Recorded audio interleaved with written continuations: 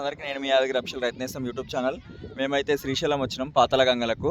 మనం శ్రీశైలం వెళ్తుంటే పాతాళగంగ డ్యామ్ అయితే ఇడిచినప్పుడు నీళ్ళు ఫుల్ వారుతుంటాయి. ఇప్పుడైతే ఏం నీళ్ళు అయితే కొన్నే ఉన్నాయి, నీళ్ళు డ్యామ్లో అయితే ఫుల్ ఉన్నాయి కానీ ఏం గేట్లు ఇవ్వలేరు కాబట్టి ఒకసారి వీళ్ళు చేపలు పడతారు, ఈయనే ఉంటారు వాళ్ళు ఇక్కడనే అన్నలకు. ఒకసారి అడుగు చెప్తాం. ఏం పేరన్నా? స్వామి చిన్న కోటయ్యనా స్వామి?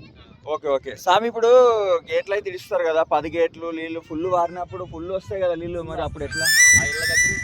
ఆ కనబడే ఇండ్ల దగ్గర దాకా ఇప్పుడు ఆ ఇండ్లు మునుగుడు అట్లా ఏమి ఉండదా? ఉండదు.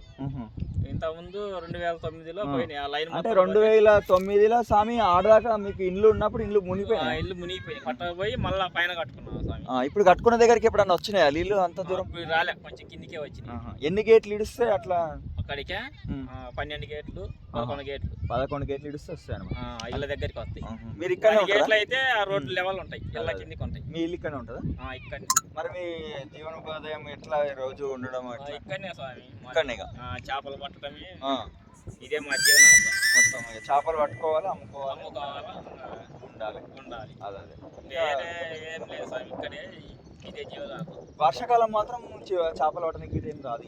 ఫుల్ వర్షం, వాటర్ ఫుల్ ఉంటాయి కదా, ఉన్నప్పుడు లోపలికి వెళ్ళాం. ఇక్కడే ధరలమ్మటి ఏదో బుట్టలు పెట్టుకొని మీదికి మందాలమ్మటి వేసుకుంటుంటాం. Okay okay. చూడొచ్చు ఫ్రెండ్స్, ఎవరైనా సరే శ్రీశైలం వచ్చినప్పుడు ఇదైతే పాతాళగంగ. కానీ ఇంత ఇట్లుండగా ఇట్లా డ్యామ్ కింద వీళ్ళు ఉంటున్నారంటే చాలా గ్రేట్. ఇప్పటికైనా కానీ నీళ్ళు ఫుల్ ఇడిచినప్పుడు అయితే మనకి ఇక్కడ బ్రిడ్జ్ కనబడుతుంది కదా, ఆ బ్రిడ్జ్ కానటట్లు నీళ్ళు అయితే వస్తుంటాయి. ఆ నీళ్ళు లేనప్పుడు మాత్రం వీళ్ళైతే చేపలు ఇట్లా ఉన్న చేపలు నల్ల మీద నల్లది ఫుల్ నీళ్ళు ఇచ్చినప్పుడు నల్ల అద్దు వరకు నీళ్ళు అయితే వస్తాయంట. ఇప్పుడు ఇక్కడ ఉండేటైనా అయితే మనకు చెప్తున్నాడు స్వామి. 2009లో అయితే అది మునిగిపోయింది. 2009లో అది మొత్తం మునిగిపోయింది. ఆ పక్క సైడ్ అప్పుడు రాకపోకడలు ఆపేస్తారు అప్పుడు ఆపేసి. Okay okay. అది కూడా సగం మునిగిపోయింది అట్లా.